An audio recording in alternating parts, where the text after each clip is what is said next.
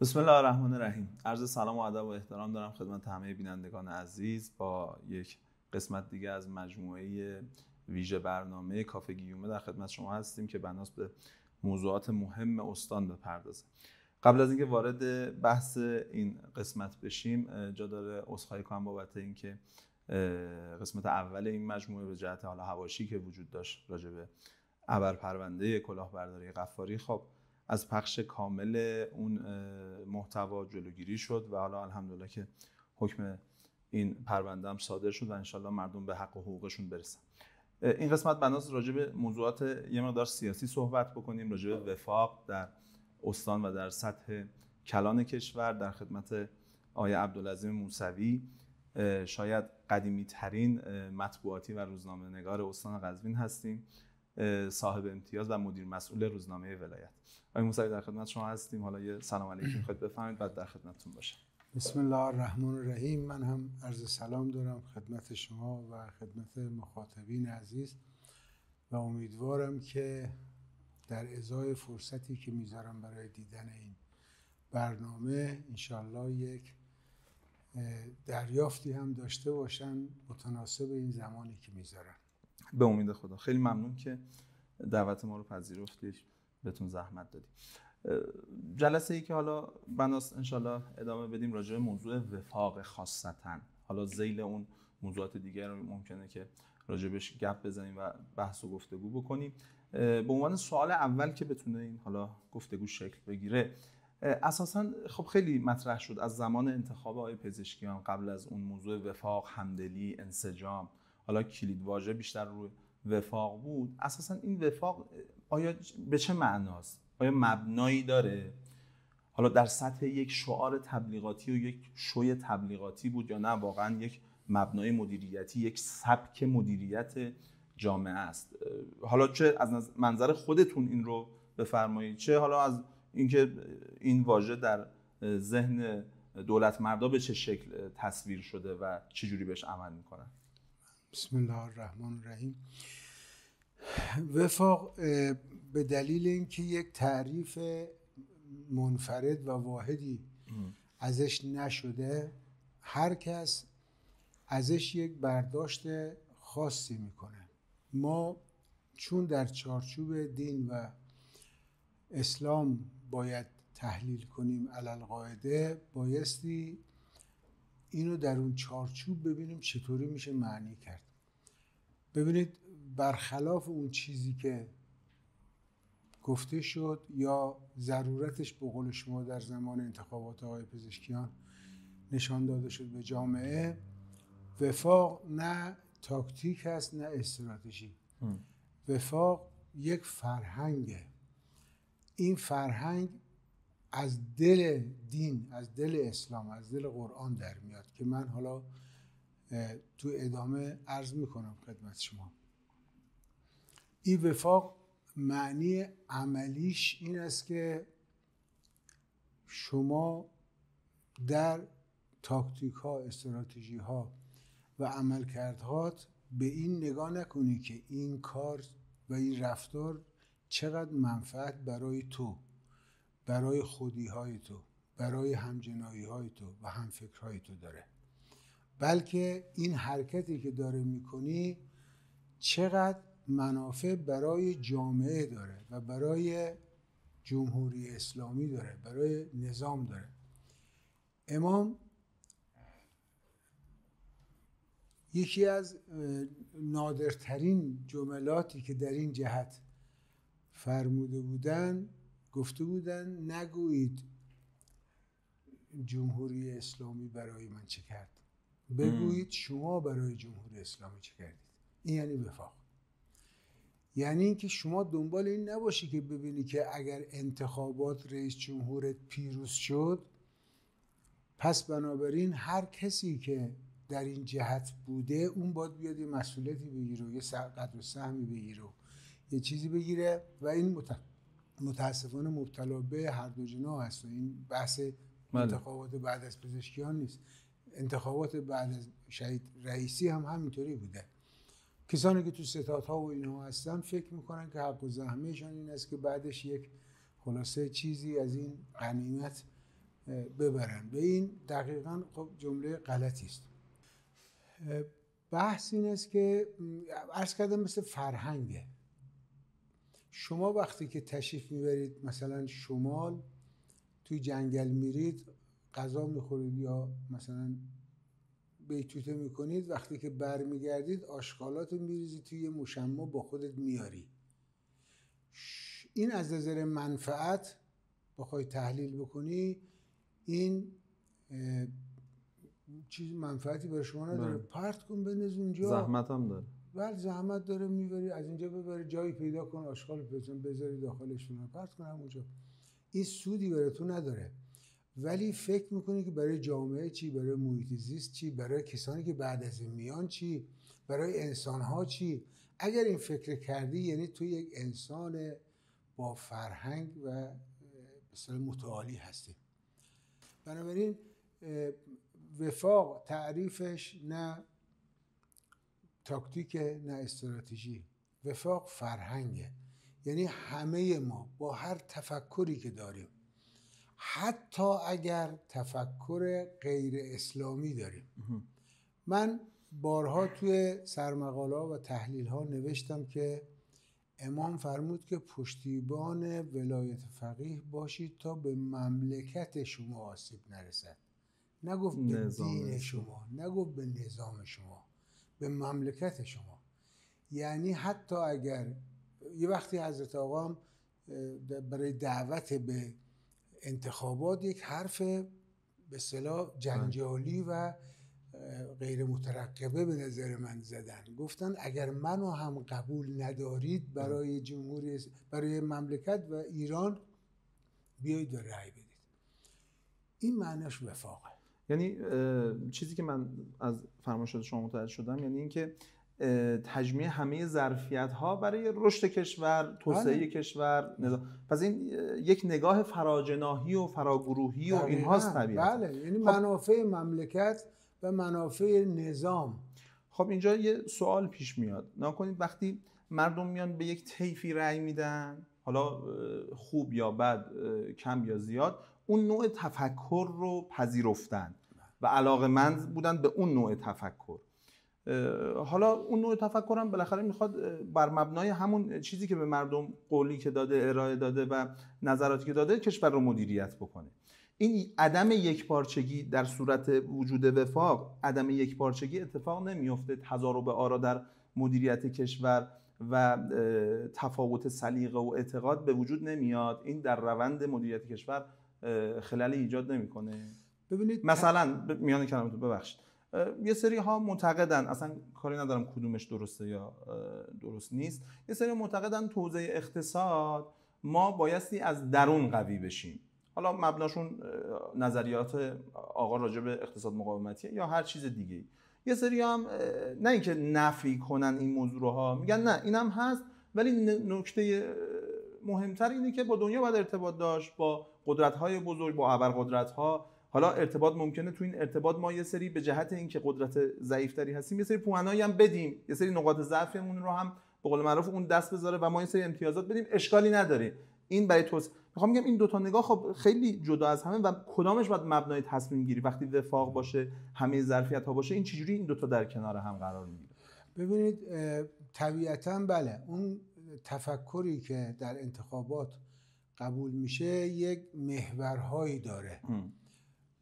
اون محورها قطعاً بایستی بر اساس اون عمل بشه. کسانی که از اصل اون محورها را قبول ندارن طبیعتاً نمیتوانن کمکی به دولت بکنن، به حکومت بکنن. وفاق نیست که بگیم آقا یه سهمی هم به اونام بدیم، اونام دهنشو ببندیم، اونم ساکت کنید، اونه همچین چیزی.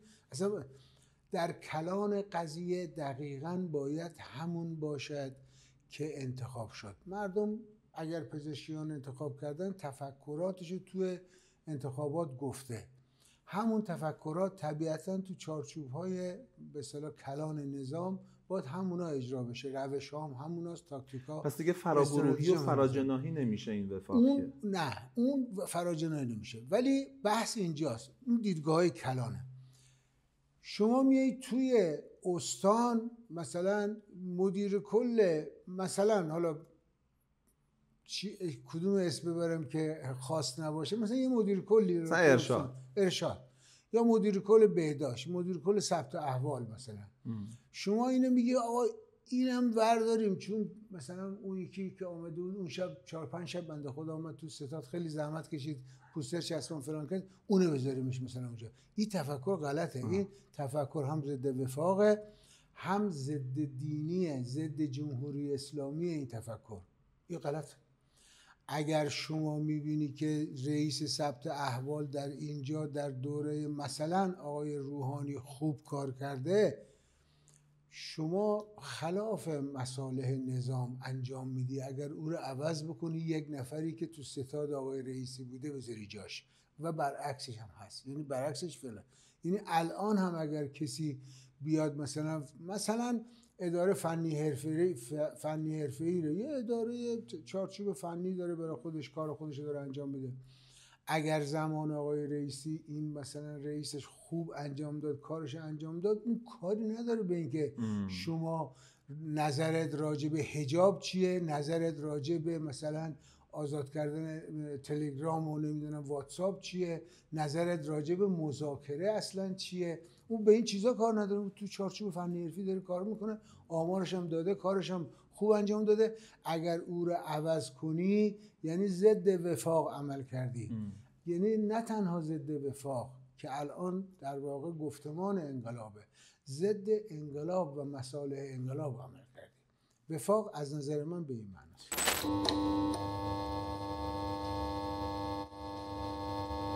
یعنی ما توی فضاهایی که به قول شما در سطح کلان راهبری کشوره، باید اینها منطبق بر دولتی باشه که مردم انتخابش کردن، ولی تو پایین که میایم، زیر دست که میایم، خیلی از حوزه ها اصلا ارتباطی با اون منطق و راهبرد نداره. مثلا خیلی از موضوعات، خیلی از شرکت ها، مجموعه ها اقتصادی، فرهنگی، اصلا ارتباطی با فضا و سیاست گذاری های کلان نداره. تو این حوزه ها بایستی وفاق. این چالش ما و گفتگوی ما به جهت اینه که خب شاید تعریف دقیقی، همون نکته اولی که شما فرمودید، تعریف دقیقی از دولت مردا راجع به وفاق ما نشنیدیم. هر کس از ظن خودش این رو تفسیر و تبیین میکنه. مثلا ما الان مثلا توی همین استان خودمون بارها مبنای انتصابات و تغییرات توی پست های مختلف رو شنیدیم که گفتمان دولت، کسی که حامی گفتمان دولت باشه.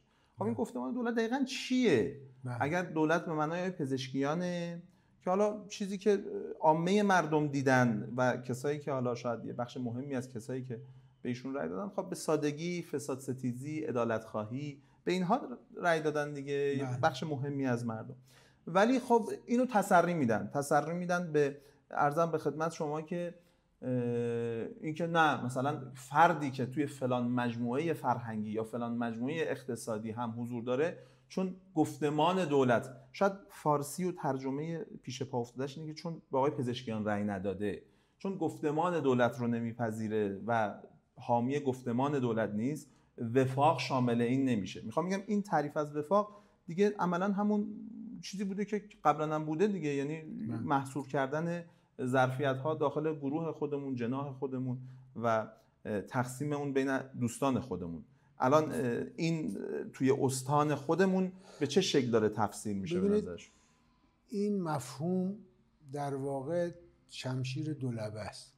یعنی اگر منصفانه از موضع بالا و دلسوزانه برای نظام نگاه کنید، هم میتونید از منظر اون کسی که این انتصاب رو انجام میده یا عزل رو انجام میده نگاه کنید به قضیه، هم میتونید از موضع اون کسی که عزل نشده یا میخواد بشه یا شده نگاه کنید به قضیه وفاق رو. اون کسی که داره انتصاب رو انجام میده، اگر این مدیر کل یا این رئیس سازمان یا این مسئول رو بر میداره به خاطر اینکه یک مسئول دیگه همخط خودش که زحمات ستاد انتخاباتی کشیده بذاره، این ظلم، هم ضد وفاقه، هم به نظر من ضد جمهوری اسلامی، ضد انقلاب جمهوری اسلامی. در مسیر انقلاب نیست این حرکت اگر این کار انجام بده. از اون طرف هم هست، از اون طرف هم اگر کسی یه مسئولیتی تو دستش هست، بیاد مثلا بگه که من کاری ندارم که مثلا حالا استاندار چی گفته، نمیدونم چی گفته، شب بره تو محفل حزبی خودش اون مصوبات حزبی خودش رو بیاد تو این سازمان اجرا بکنه و یه ظاهری فقط ازش بسازه، اون هم خب طبیعتا غلطه و ضد وفاقه. یعنی دو طرف است. این که من میگم فرهنگه، یعنی من در یک جمله گفتم منافع خودت، حزب خودت، جناح خودت رو در این انتصاب نبینی، بلکه منافع نظامی ببینی. اگر این کار کردی دقیقا مثل اون است که شما از تو ماشین داری رد میشی، بستنی رو خوردی، پاکت بستنی رو پرت میکنی توی خیابان، این آدم بی فرهنگه. یا شما تو لاین خودت داری راه میری، یارو میاد از لاین دیگه میاد جلو مثلا ویراژ میره یا از چراغ قرمز مثلا رد میشه، این آدم به منافع خودش فکر میکنه، این فکر میکنه که یک دقیقه زودتر برسه که زودتر هم نمیرسه، ولی یک هنجار اجتماعی رو به هم میزنه، یه چیزی که به نفع اجتماع است به هم میزنه. وفاق رو اگر از این منظر نگاه کنیم ما واقعا اینطوریه. آقا منافع خودت نگاه نکن که حالا مثلا این کسی که من خیلی از کسانی که هم تو جریان شهید رئیسی هم توی بعد از انتخابات پزشکی من خیلی چیزا رو دیدم، گاهی اوقات گفتم که من شرم میکنم این چیزا رو میشنوم. مثلا چند وقت پیش با یه خانومی صحبت میکردم، از به اصطلاح فعالان سیاسی و اجتماعی هست، تمام تأکیدش این بود که مثلا چرا استاندار از خانوم ها کم گذاشته، چرا مثلا خانوم ها رو مثلا چیز نکرده. من یه خورده یعنی بهش گفتم که شما میگید که جنسیتی نگاه نکنید، ولی شما اصلا نمیتونید غیر جنسیتی نگاه کنید. شما ببینید این کسی که منصوب شده آیا صلاحیت این کار رو در اونجا داشته یا نداشته، چه زن چه مرد. توجه میکنید؟ اینه که خیلی کسان دیگه هم بودن، چیزای دیگه هم گفتن. یعنی یه وقتایی به من شاید توی اون سرمقاله‌ای که برای نماز جمعه نوشتم، امام جمعه محترم سابق نوشتم، در اونجا اشاره کردم. کسانی مثلا فکر میکردن که اگر بیان مثلا به من یه کلمه‌ای رو بگن مثلا شاید یه وساطت من مثلا به درد بخوره، مثلا اگر بگم این آدم خوبیه فلان. میگم خب اگر از من بپرسن من چیزی که میدونم میگم برای شما، ولی به همه گفتم، حتی به خود آیت الله عابدینی هم گفتم، اینو تو سرمقاله‌ام نوشتم. خوندم شما. بله من در اونجا گفتم که شما میدانید حضرت علی علیه السلام تکان دهنده است این قضیه. حضرت علی علیه السلام یک آدم صالحی رو حکم استانداریش قرار بود بزنه، همین مقدمات و فلان و نمیدونم بحث نمیدونم مراجع اربعه و فلان اون موقع بالاخره یه جوری استعلاماتش اومده. بله استعلاماتش آمده بود. الان جا استعلامات زود میاد. بله ولی حکمش زده نشد. بعد از حضرت پرسیدن که چرا این حکم، گفت خیلی حریصه به این حکم، خیلی حریصه به این مقام. یعنی حضرت ببینه کسی حریصه به این مقام واقعا حکمشو نمیزنه. خب الان میان واسطه میکنن، وساطت میکنن. یعنی اولین بار شاید مثلا 17-18 سال پیش بود یک کسی میخواست تو قزوین فرماندار بشه، با یه واسطه آمده پیش من که آقا ما بالاخره حاضریم که هر چی شما بگید و شما یه مقاله برای ما برید یا یه گزارش برای ما برید فلانجا، من مثلا 6 ماه 1 سال کار کردم، اونا رو بنویسید، بلکه این مثلا مورد نظر مثلا حالا استاندار وقت قرار بگیره و ما رو بذاره مثلا فرماندار فلان شهرستان. گفتم که اصلا تو حریصی به این مقام. یعنی واقعا من اوایل انقلاب رو دیدم، اوایل انقلاب اینطوری نبود. یعنی اوایل انقلاب به زور به کسی میگفتن بیا فلان مسئولیت قبول بکن. یعنی بچه‌ها جنگم که بود، مخصوصا بچه‌ها کسانی که واقعا مدیریتی چیزی داشتن میگفتن الان ما بریم جبهه بهتر از این است که اینجا باشیم، اینجا بالاخره یه جوری اداره میشه و مجبورش میکردن. حضرت آیت الله باریکبین در قزوین، مرحوم آقای باریکبین، یعنی باور کنید شاید 5-6 تا پست رو من میدانم که تکلیف میکرد. تکلیف میکرد، میگفت که شما مکلف هستی به این که مثلا به طرف میگفتن که حالا اگر من بگم از خود تعریف کردن میشه خیلی زشته، ولی غیر از من کسان دیگه رو دیدم میگفتن که مثلا حضرت آیت الله بارک‌الله فلانی توی این کار واردتره، اون سابقه داره، از من بهتره، من کمکش میکنم. یعنی دقیقا همون چیزی که حضرت علی علیه السلام میفرمود که من وزیر باشم بهتر از این که امیر باشم.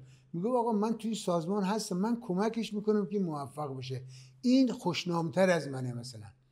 بعد البته یا اونو میذاشتن و همین واقع اتفاق افتاد، یا میگفتن که نخیر ما دیدیم که از تو بهتر فعلا کسی نیست، تو هم خیلی قهر نشو به اینکه خیلی آدم خوبی هستی، ولی از تو بهتر فعلا گیر نیاوردیم، تکلیف داری قبول کنی. توجه میکنی؟ با طرف قبول میکرد.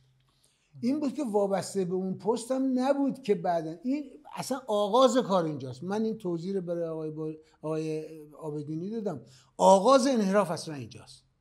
برای اینکه این کسی که اینطوری آمده سر پست و سر مقام، برای حفظ این مقام کارهایی رو میکنه که وجدانش میدانه که این خلاف اخلاقه.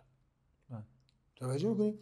تو همین قضیه تراوت نوین که مثلا شما فرمودید، خب کسانی بودن که مقامات دیگه سه قوه توش بودن. بله. خب این مقامات سه قوه اینا رو میگه دوره این قسمت هم نمیدونم بخشش میدانن این کار خلافه، میدانن این کار خلافه، ولی انجام میدن. میگن اگر انجام ندم مثلا منو برمی‌دارن.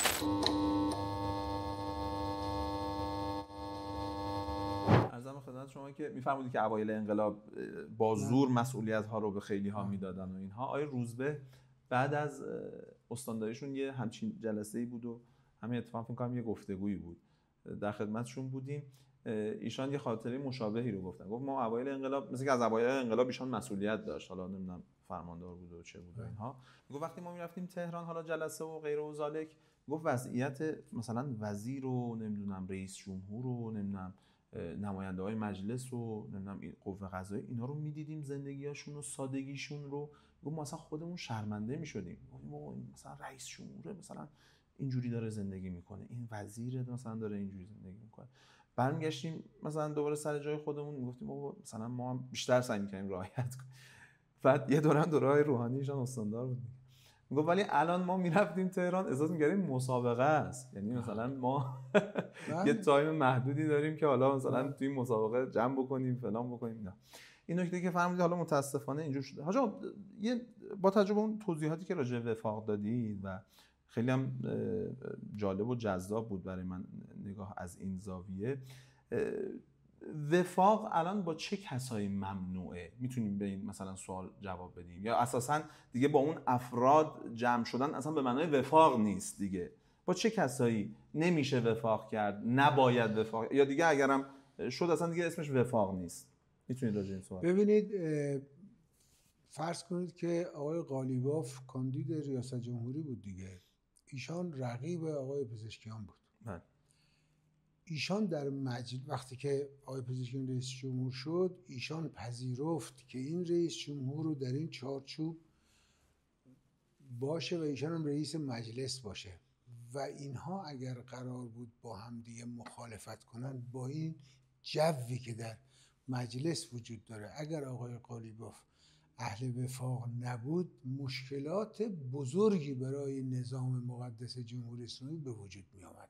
مشکلاتی که گاهی به اصطلاح نمیخوام بگم از دست رهبری مثلا هم حلش بر نمی آمد، ولی جراحی‌های سنگین باید انجام میشد.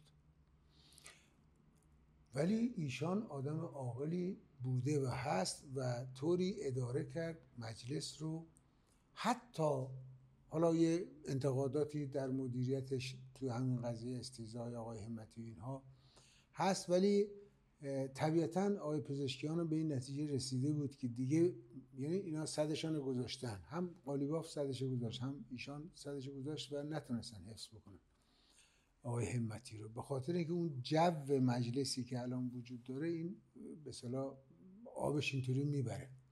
آقای قالیباف اهل وفاقه، میخوام اگر به اصطلاح مصداقی صحبت بکنیم، یعنی پذیرفته که توی این چارچوب کار کنه.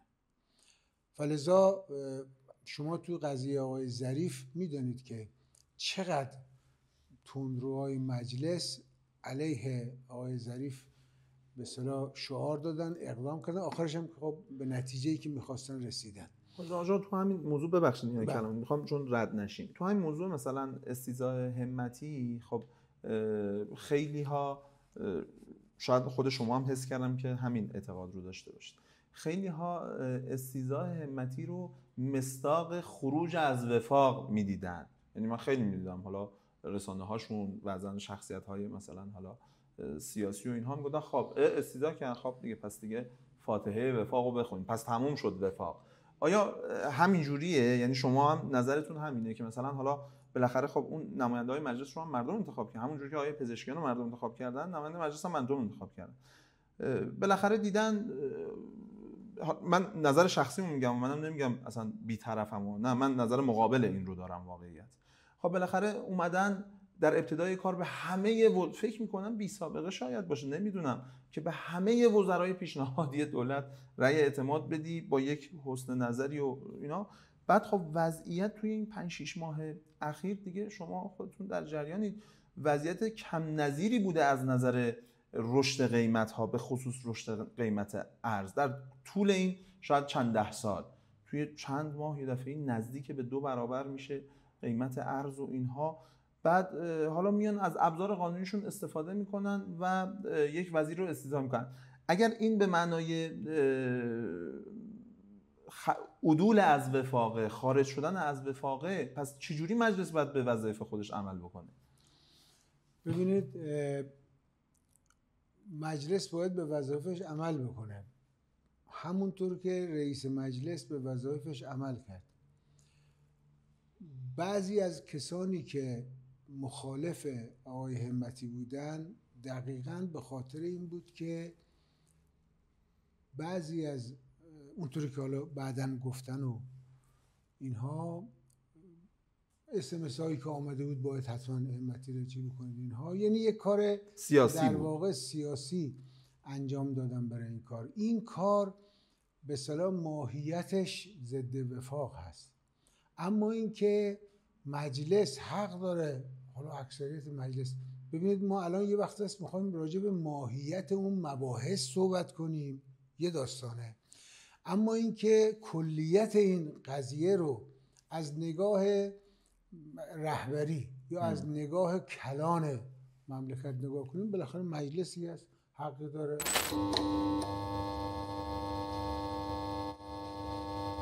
میخوام ببینم توی استان قزوین نگاهتون چیه؟ چه درصدی از این معنایی که شما الان گفتید که حالا احتمالاً معناییه که خود دولت مردها هم مد نظرشون هست، چه درصدی از این وفاق توی استان قزوین شکل گرفته و انجام شده؟ تغییرات مدیریتی و انتصاباتی که چون یه جایی که مظهر تجلی وفاقه همین تغییرات مدیریتی و انتصاباته، چه میزان توی این انتصابات وفاق به معنای همون دینی خودش، به معنای کاملی که شما فرمودید که در نهایت به نفع نظام و آبادانی این کشور باشه، چه درصدی اتفاق افتاده تو استان قزوین؟ حداقل در 2 مورد نقد کردم انتصابات استان رو. میشه بگید؟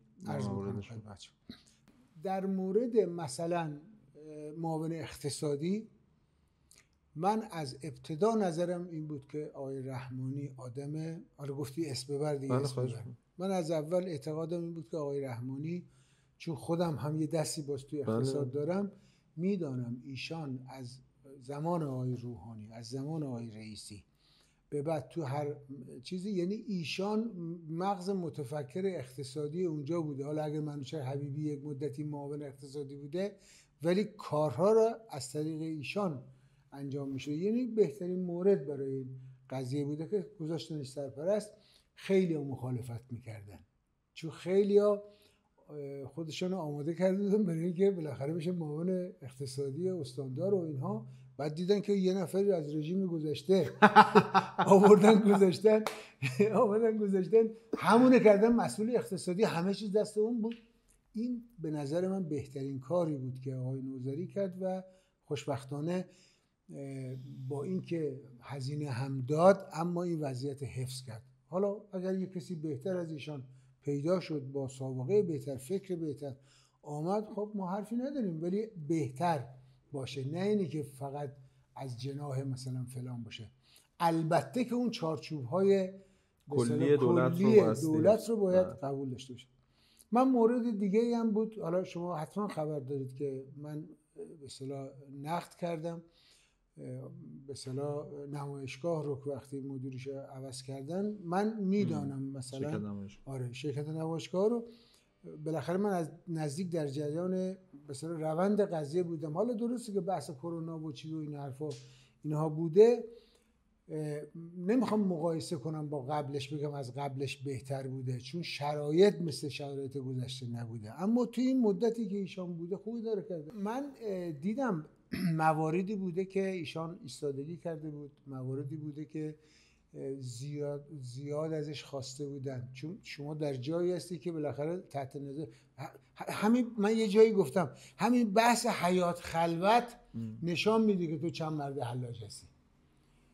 اگر شما دنبال، تو همون سرمقاله هم نوشته بودم که اگر شما بهت بگم مدیر کل صنایع، میگی نه شرکت شرکا، چرا؟ چون اونجا حیات خلوت داره، اونجا پرداخت‌های بدون نظارت داره. بعد این شیطانه، این آتیشه، تو خودت برای چی میری تو آتیش؟ برو یه جایی که از این آتیشه نباشه، خیالت راحت باشه که دیگه پول رد و بدل نمی‌کنی که اون دنیا یقته بچسبون. ولی نه، همه میرن دنبال بیشتر، حالا میرن دنبال اونجا که مثلا شرکت نمایشگاه از همون جاست، همون جاست که بالاخره چیز میکنه. ایشان من خبر دارم که 2-3 تا فاکتور براش برده بودن و دیدم و میدانم که هزینه شد براش، یعنی برخوردایی باش کردن و انجام نداد. من آمدم مطلب نوشتم که این ضد وفاق است که ایشان رو معجبه. خب کسی، حالا ما که میدونیم، من که از نظر سیاسی با ایشان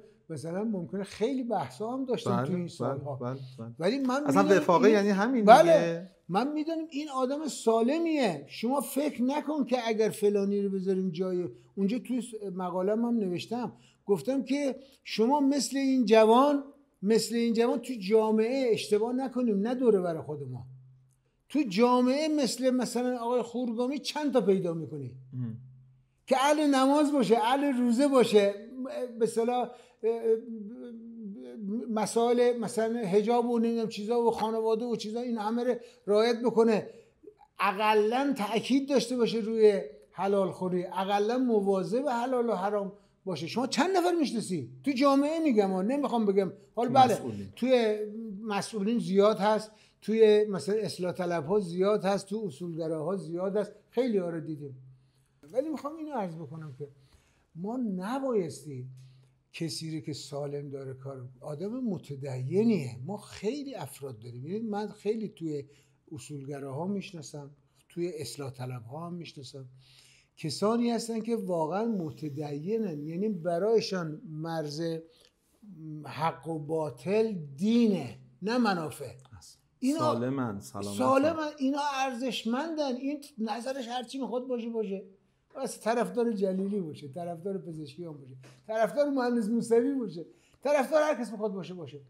واقعا اگر آدم سالمیه ببینید، یعنی حضرت آقای این کارو داره. بله.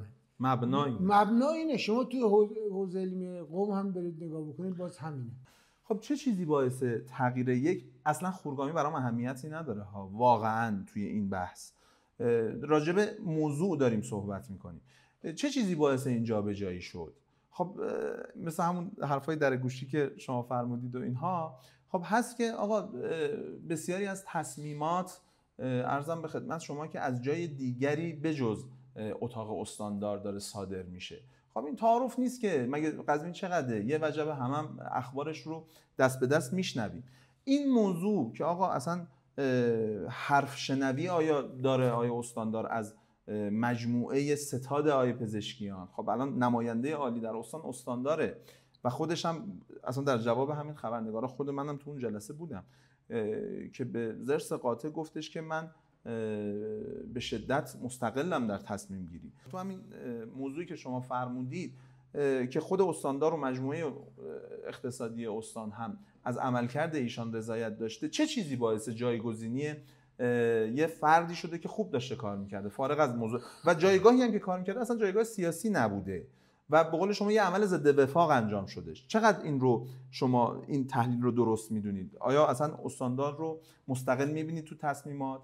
من اصلا حتی تو پرانتز یه چیزی بگم، من با اینم مشکل ندارم که بگم آقا خب ستاد آقای پزشکیان، آقای علیخانی، محمد علیخانی رئیس ستاد بوده، آقا این میخواد تصمیم گیری بکنه، گزینه معرفی بکنه، استاندار غیر بومیه مثلا بهش گزینه معرفی کنه یا اصلا تحکم کنه به استاندار، اشکالی نداره. ولی این لااقل مردم بدونن آقا این چند سالی که چه خوب شده چه بد شده ماحصل تصمیمات این آدم ها بوده. مثلا آقای علیخانی اومده اظهار نظر کرده و مدیریت کرده اصلا انتصابات رو تا جایی. خب بدون اگر خوب بوده دمش گرم، اگر بد بوده بفهمن که کار کی بوده. میخوام بگم این شفاف بشه، یعنی خاصتا راجع به همین کیسی که شما صحبت کردید این دیگه خیلی عیان بود، خیلی واضح بود.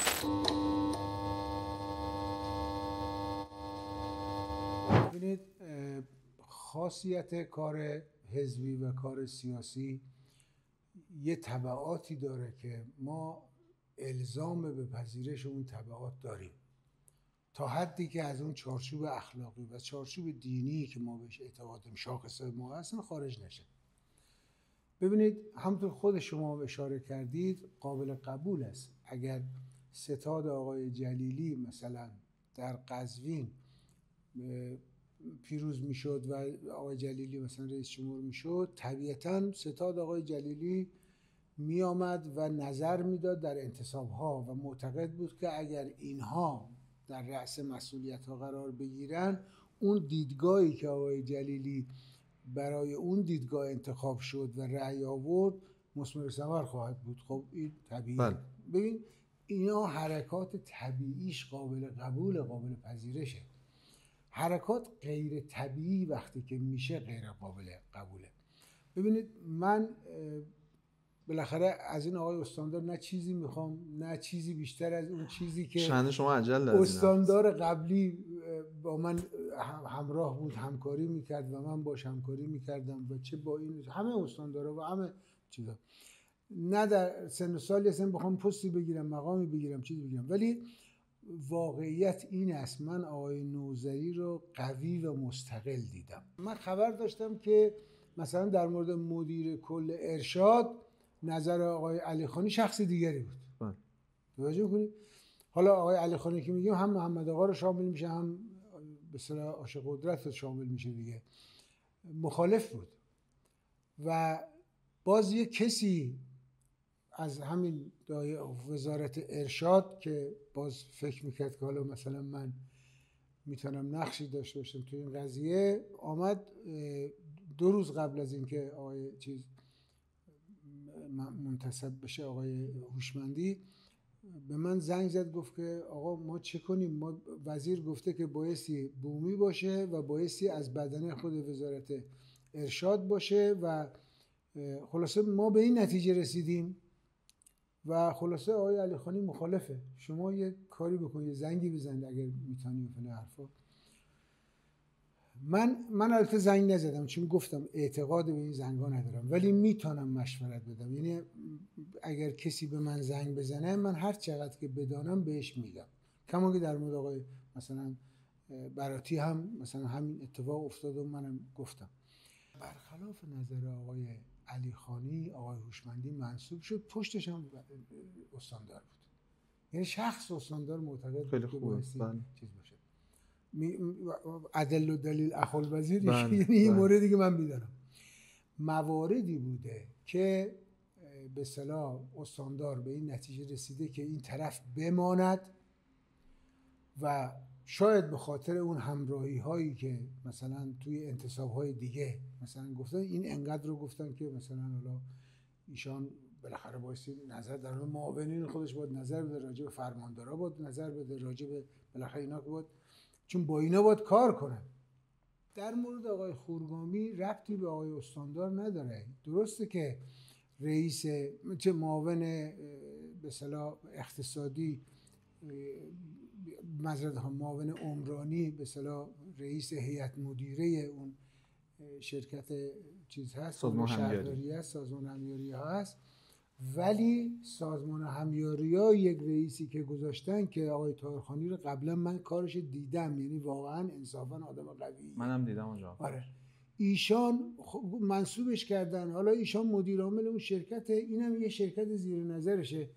اگر آمده نظرشو گفته توی هیئت مدیره مطرح کرده، هیئت مدیره رأی بهش دادن، استاندار اگر کاری بکنه غلطه. این که شما میفرمایید رو کاغذ درسته ها، یعنی شاید یه استقلالی از اصلا تصمیم استاندار باشه، ولی در واقع اینجور نیست واقعا. یعنی شما تجربتون خیلی بیشتر از من.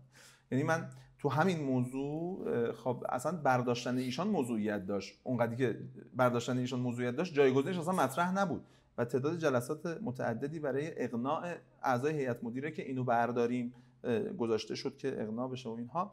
مثلا تو همین موضوع یه دوست مشترکی که باز من میشناسم چندین بار مثلا چیز شده بود با آقای خورگامی، گفته بود که آقا من یه جلسه دیدار با آقای محمد علیخانی تو همون حالا ویلای معروف بذارم، شما بیا صحبت کن و مشکل حل بشه و ایشان تمکین نکرد. اصلا دیگه باب شده بین مدیران کل که آقا مثلا کسی که میخواد مثلا چیز باشه یه دیداری داشته باشه توی این فضا، یعنی میخوام بگم این رو حالا هم کم و بیش هم شما در جریان هم ما در جریانیم. میخوام بگم اصلا شاید هم اشکالی نداشته باشه ها، شاید هم اصلا بگم آقا حقشه، ولی این شفاف باشه. یعنی بدونیم آقا اگر خوبه زحمات چه کساییه، چه تیمیه، اگرم بده. چون مثلا زمان روحانی آیه نوبخت اومد، اصلا اگر غلط میگم شما اصلاح کنید، اومد گفتش که آقا اصلا این بودجه آیه شیخ قدرت اینو شما مثلا با نظر شما چیز بشه، یک کسی که عملا هیچ کاره است، یعنی مسئولیتی نداره. یعنی در این سطح دخالت بعد آخرش برگردن بگن که آقا اصلا فلانی گزینه ما نبود. مثلا وقتی که یک عملکرد نامطلوبی به وجود میاد تهش برگردن میگن آقا اصلا ما چیکار داشتیم مثلا به این، اصلا این باز خوبه اگر کسی کار خراب کرد و این بگه که نخیر اصلا اعلام براءت کنن خوبه، ولی اگر در حالت خرابی هم دفاع کنن خیلی بده. نه خب آخه جای دفاع وجود نداره. الان ما مدیر کل داریم که حالا آخه اینا درده ها، مدیر کل داریم مدرک تحصیلی جعل کرده الان مدیر کله. خب این دیگه چه جای دفاعی داره که من بیام بگم این یعنی خب میگم اصلا زدن زیر میز آقا این اصلا با ما نبود، مگه من استاندار بودم؟ مثلا فاز این تیپی و فضای این که آقا مثلا به ما ارتباطی نداشته این موضوع. میخوام میگم لااقل اگر وجود داره عیان باشه، ما بفهمیم، مردم بفهمن که این از کجا داره مدیریت میشه. این یک گفتم اینا از الزامات تفکر بالاخره حزبی و جراحی هست دیگه. نمیخوام بگم که حالا همهش خوبه 100% خوبه، ولی واقعیت ببین شما آقای ابوترابی یک شخصیت مثلا واقعا وزین قزوینی است.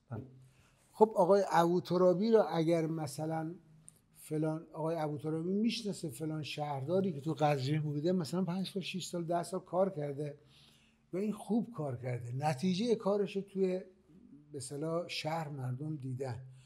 حالا اگر از ایشان بپرسن آقا شما ایشان دیدی میشناسی خوبه برای مثلا معاونت وزارت کشور اینها، خب نظر میده، اشکال نداره.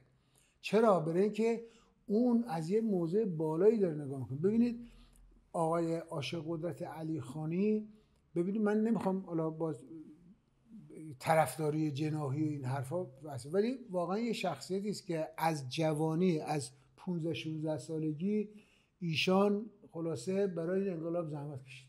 خب این آدم توی جریان آقای پزشکیان خب مایه گذاشته فلان گذاشته، بالاخره تو شهری که 4 تا نماینده خلاصه محکم حامی مثلا فرض آقای جلیلی هستن، استاندار محکم حامی جلیلی است، آمده کاری کرده که ظریف آورده اینجا سخنرانی نمیدونم چی کرده، بالاخره رأی گیری کردن، کمک کردن. بله. دیدگاهی که حضرت آقا داشت که مردم جمعیت بیاد تا این حدش بالاخره آمده. بله. حالا این به احترامش اگر میگن یه نظر در مورد فلان چیه و ایشان هم نظر میده از 4 نفر سال میده، اشکالش چیه؟ همینه دیگه. اون موقع هم همین بود، مگر زمان آقای رئیسی هم همین بود، زمان آقای پزشکیان هم همین. حاج سید شمس‌الدین موسوی شالنی رئیس ستاد آقای رئیسی تو استان قزوین بود. چند تا به نظر شما تو چند تا انتصاب دخالت داشته؟ من نمیدونم چون نمیخوام بگم مثلا حالا یه جمله من بگم و دیگه حالا بیشتر از اینم چیز نشیم. واقعا ممنونم، خیلی گفتگوی خوبی بوده تا به اینجا. یه جمله از همین آقای علیخانی شیخ قدرت من توی همین ایام خدمت شما بگم. میخوام بپرسم این جمله چقدر وفاقیه، از جنس وفاقه. نقل مضمون میکنم، شاید این کلمات در ذهنم نباشه، که مثلا ما رأی میاریم و مثلا چیز میکنیم تا آبدارچی شما رو عوض میکنیم. یعنی میخوام مبنا رو شما ببینید، مثلا اصلا بحث انگار من اینجوری تحلیل میکنم، انگار بحث این که همون وفاقی که در راستای مفاهیم دینی و پیشرفت کشور و فلان و بیسال و اینها باشه که هیچ. خیلی اتفاقا احساس من از این جمله اینه که تحلیل من از این جمله اینه که چون تحلیل دیگه نشر اکاذیب هم نمیشه دیگه، درسته؟ تحلیل من از این جمله اینه که اتفاقا خیلی باندی و گروهی دارم به موضوع نگاه میکنم که تا آبدار چیتون رو عوض میکنین. خب این اصلا نگاهیه که 180 درجه با اون وفاقی که رئیس جمهور مد نظر. بعد شما این رو میذارید. خب همون کیسی رو که با هم بررسی کردیم، باز تحلیل من و اخباری که متوجه شدم این بود که از اون جناح باعث شد که تغییرات ایجاد بشه. اون کیس اصلا مهم نیست، واقعا شخصش الان تو موضوع من اصلا مهم نیست. چه بسا به نظر من عاقبت به خیر شد، یعنی بره توی فضای دیگه مشغول به کار بشه خیلی بهتره. ولی میخوام بگم این فرد، این به قول من این طرز تفکر بخواد مبنا قرار بگیره برای اینکه مثلا چیز بده. بله اداره ارشاد هم به قول شما مثلا چیز، ولی اون حیات خلوتی که نمایشگاه رو خودت شما فرمودید شبیه حیات خلوته، اهمیتش از اداره ارشاد شاید خیلی بیشتر باشه. میخوام بگم این فرد با این نوع تفکر، با این نوع نگاه میشود مبنا. بعد آخرش هم که اگر شرایط مطلوب نبود، عملکرد مطلوب نبود، بگن که آقا ما نبودیم که اصلا، مگه ما استاندار بودیم، مگه ما. میگم لااقل این برای مردم شفاف بشه. اشکالی نداره، زحمت کشیده، اصلا میخواد باند و گروهش، هیچ اشکالی نداره، بالاخره اینا رأی آوردن. ولی این برای مردم شفاف بشه که فردا روز دوباره بدونن که آقا رأی به این نوع تفکر این بوده ماحصلش، نه اینکه آخر دولت روحانی باز بگن که آقا مثلا لااقل بپذیرن آقا کسایی که برای رئیسی کار کردن پذیرفتن که این 3 سال این ماحصل کارهای رئیسی بوده، گردنشون هم از مو باریک‌تر. خب ولی بپذیرن آخر دولت روحانی دوباره نگردن بگن آقا ما نبودیم که اصلا. آقا بگیم ما داریم مدیریت میکنیم، داریم مشاوره میدیم، بعضی وقتا تحکم هم میکنیم، این ماییم، خوب شد ماییم، بد شد ماییم. من حرفم اینه. این رو کسانی که اهل سیاست هستن و تو دایره نظردهی سیاسی هستن همه میدونن. یعنی هم اگر جناح خودشان رأی آورد حق خودشان میدونن که از این موضع استفاده کنن، هم اگر جناح مقابل رأی آورد حق اون میدانن که اینطوری. حالا مردم عمومی هم که خیلی شاید کاری به این قضایا ندارن. منتها ما یک کلام رو، یک جمله در هیچ موردی بینی و بین الله، نه در مورد مثلا آقای حسینی مثلا یا در مورد آقای علیخانی، در مورد هیچ کدومشان ما نباید یک جمله توی یک سخنرانی مثلا آمده گفته ملاک قرار بدیم، شاخص قرار بدیم، کل جریان رو با اون شاخص خط کشی کنیم. هاشو قدرت رفته سخنرانی کرده یه جایی آمده گفته که ما تو آبدارچی عوض میکنیم، تو مدیر کل ارشاد ندونستی عوض کنی، تو معاون اقتصادی رو نه، معاون اقتصادی مهمتری، یعنی مهمترین جایی که در دولت محلی وجود داره معاونت اقتصادی، چون تمام پول از اونجا میگذره، اصلا برنامه بودجه برنامه‌اش از اونجا میگذره. درسته؟ خب تو اونجا رو خب همه دلشون می‌خواست اون مثلا عوض کنن، ولی آقای نوذری همینو گذاشت و خوب هم هست، نیروی انصافا متدین، خوب، قوی و خوشفکری هم هست. میخوام اینو بگم که روی اینکه فلانی تو فلان جای جمله‌ای رو گفت خیلی مروت نیست که مثلا ما بیایم روی اون بیایم کل جریان رو و کل شخصیت اون شخص رو مثلا بذاریم. بسیاره. دست شما در نکنه. خیلی ممنون بابت اینکه حالا وقت گذاشتید، دعوت ما هم پذیرفتید. اسای ادب هم نشده باشه، ما در جایگاه شاگردی شما اگر یه وقتی نظرمون رو گفتیم از سعی صدر شما ممنون. از عزیزانی هم که تا این لحظه این برنامه رو دیدن ممنونیم. التماس دعا یا علی.